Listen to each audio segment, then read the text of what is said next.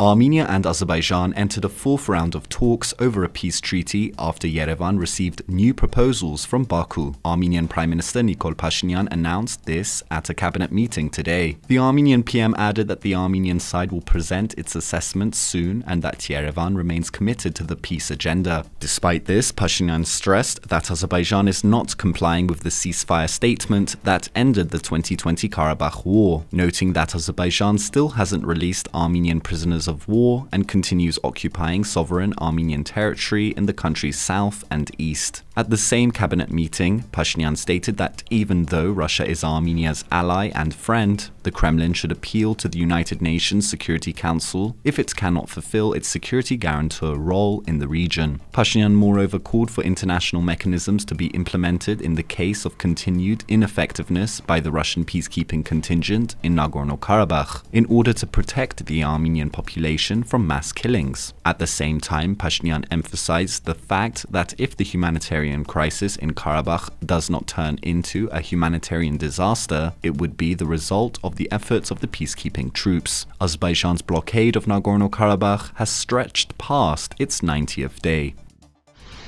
And CSTO Secretary-General Imangali Tasmagambetov visited the famed resort town of Jermuk in southern Armenia today. Tasmagambetov also had a number of meetings with local authorities. Jermuk was one of 36 municipalities that was targeted during Azerbaijan's major attack on Armenia last September. The CSTO chief's visit to Jermuk comes just days after the former head of NATO, Anders Fogh Rasmussen, visited the town, where he urged the European Union to do more to pressure Azerbaijan to end its blockade of Nagorno-Karabakh.